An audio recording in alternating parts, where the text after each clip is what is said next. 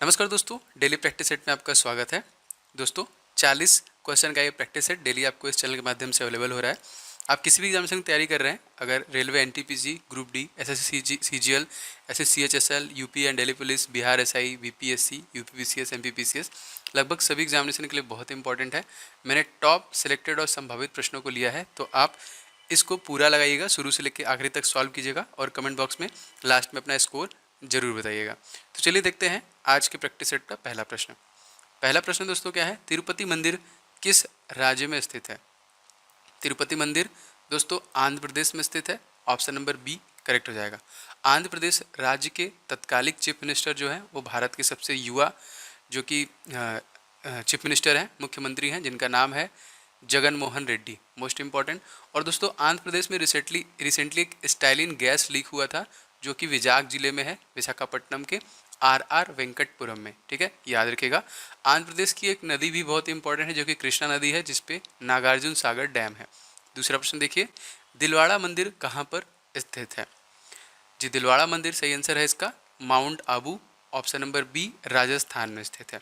राजस्थान के तत्कालिक chief minister Ashok Gehlot और गवर्नर कौन है? तो कलराज मिश्रा। राजस्थान का जो राजधानी है जयपुर, जिसे हम पिंक सिटी के नाम से जानते हैं, उसको भारत का सबसे स्वच्छ रेलवे स्टेशन का दर्जा दिया गया है, ये भी याद रखेंगे। और दोस्तों राजस्थान में ही झीलों का शहर कहा जाने वाला उदयपुर भी स्थित है। तीसरा प्रश्न देखिए, होयलेश्वर का प्रसिद्ध मंदिर कहाँ पर स्थित है? होयलेश्वर इंपॉर्टेंट है, इंपॉर्टेंट स्मारक से संबंधित क्वेश्चन बनते हैं। सही आंसर की बात करें, देखिए ये आपका हेलविट कर्नाटका में स्थित है।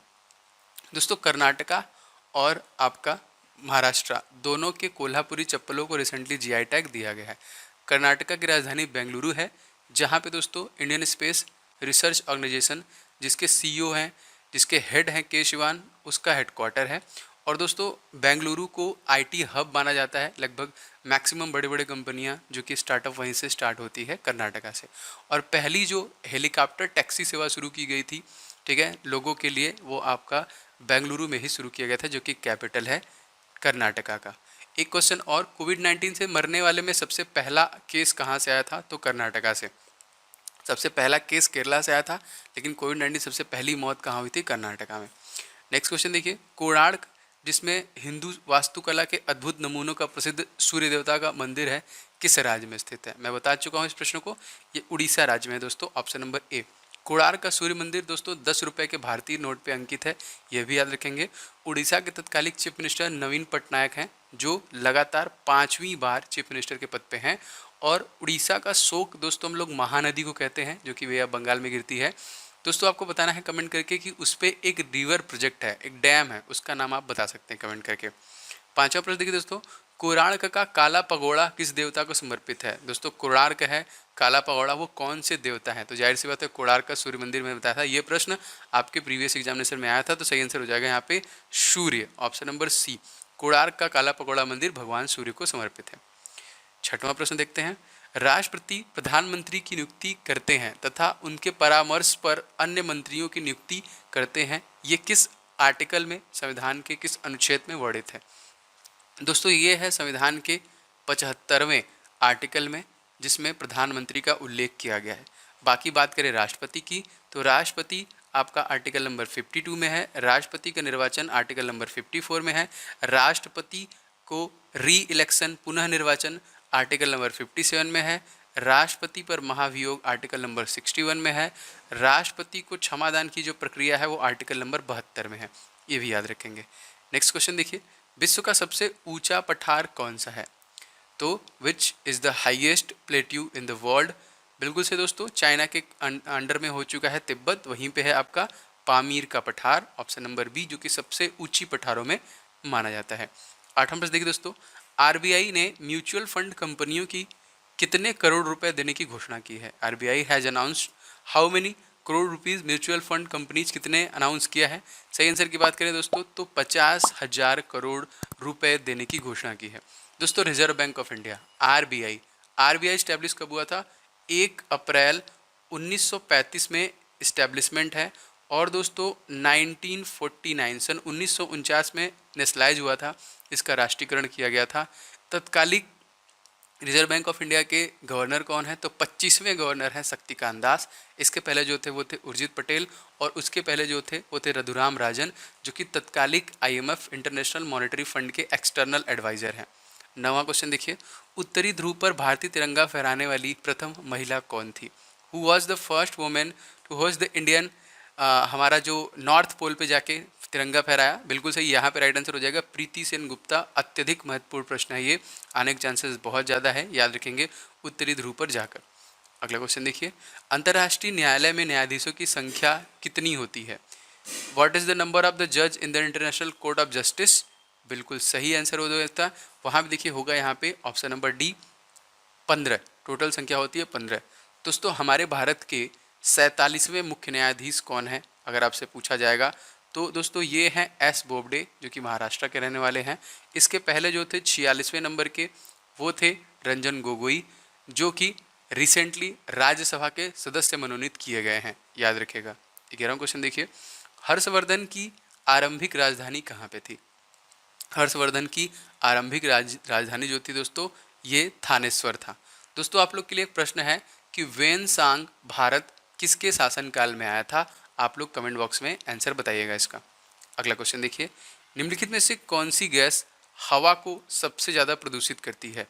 तो दोस्तों इस क्वेश्चन का सही आंसर हो जाएगा कार्बन मोनोऑक्साइड, CO, जो कि कल कारखानों से निकलने और गाड़ियों के वाहन से निकलने वाले धुआं जो होता है कार्बन मोनोऑक्साइड हवा को सबसे ज़्यादा प्रदूषित करती है।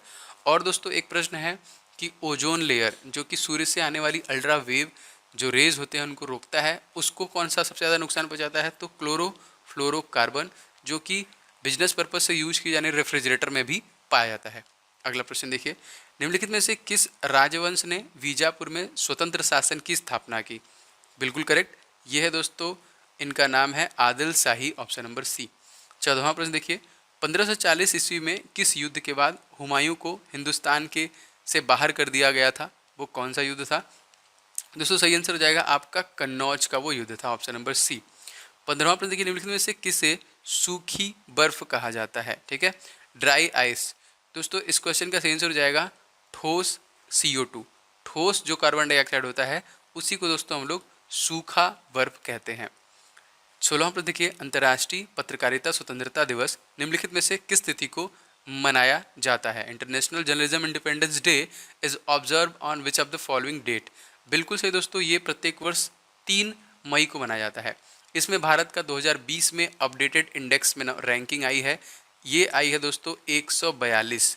2019 में ये 140 थी और सेम हैप्पीनेस भी 140 था, लेकिन 20 मार्च को हैप्पीनेस दिवस जो मनाया जाता है उस दिन उसकी रैंकिंग आई है, इंडेक्स आई है 144। दोनों चीज़ों को याद रखेंगे। अगला प्रश्न, वर्तमान में परिवहन एवं राजमार्ग मंत्रालय के सचिव का पदभार किसने ग्रहण किया? रिसेंटली सचिव बोला जा रहा है, who has currently assume the rank of the secretary ministry of the transport and highways? दोस्तों Girdhar Aramane, option number D, जो कि सेक्रेटरी के कार्यभार संभाल रहे हैं। तत्कालिक जो कि ministry of transport and highways और MSME सूक्ष्म और लघु उद्योग, ये दोनों मंत्रालय नितिन जयराम गडकरी के अंडर में है, तो उन्हीं के सचिव बने हैं गिरधर अरमाने। 18वां क्वेश्चन देखिए, प्लास्टर ऑफ पेरिस निम्नलिखित में से किसके आंशिक निर्जलीकरण से बनाया जाता है?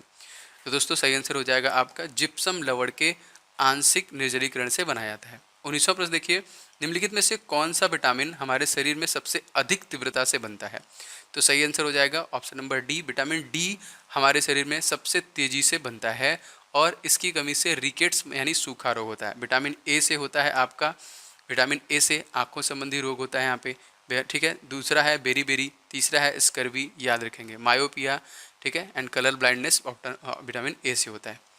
20वां क्वेश्चन देखिए, मुगल प्रशासन में मुहतसीब किसे कहा जाता था?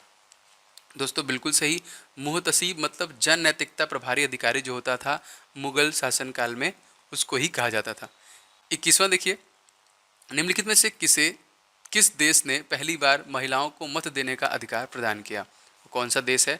दोस्तों वो देश है न्यूजीलैंड, ऑप्शन नंबर यहाँ पे सी करेक्ट हो जाएगा। न्यूजीलैंड, जी हाँ, न्यूजीलैंड वही न्यूजीलैंड है जो कि लास्ट मुकाबला जो इंग्लैंड का हुआ था उसमें 3 बार सुपर ओवर हुआ था, उसके बाद इंग्लैंड जीत गया था, ठीक है। मतलब अगर आपसे पूछा जाएगा कि क्रिकेट वर्ल्ड कप जो कि 2019 में हुआ था उसमें कौन देश जीता है, तो आप बोलेंगे ब्रिटेन। और रनरअप कौन रहा था? तो रनरअप रहा था दोस्तों न्यूजीलैंड। न्यूजीलैंड की राजधानी आप सभी को पता है वेलिंगटन, न्यूजीलैंड में डॉलर है। प्रधानमंत्री जसिंडा एडरसन तत्कालिक न्यूजीलैंड के हैं। 22वां क्वेश्चन देखिए, द्वितीय पंचवर्षीय योजना का प्रारूप किसने तैयार किया था? Who design the second 5 year plan? इसको तैयार किए थे PS महान लोबिस के द्वारा। द्वितीय पंचवर्षीय योजना का प्रारूप तैयार किया गया था। अगला देखिए, विश्व स्कूनर चैंपियनशिप से निम्नलिखित में से किसने संन्यास लेने की घोषणा की है? दोस्तों पीटर एडमिन ने संन्यास लेने की घोषणा की है।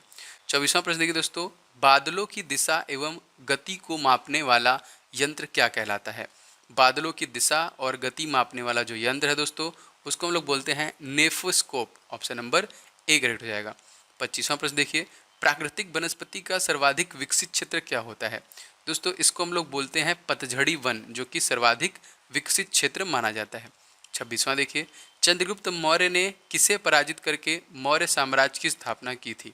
दोस्तों चंद्रगुप्त मौर्य ने जो कि घननंद को पराजित करके जो कि मौर्य साम्राज्य की स्थापना की थी।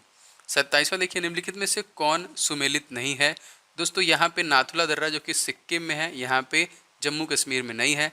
बाकी दीफू दर्रा अरुणाचल प्रदेश में है, जोजिला दर्रा जम्मू कश्मीर में है, सिपकिला दर्रा हिमाचल प्रदेश में है, याद रखिएगा। 28वां प्रश्न देखिए, सरदार वल्लभ भाई पटेल को समर्पित स्टैच्यू ऑफ यूनिटी डिजाइन किसने किया था? इसका डिजाइन किसने तैयार किया था?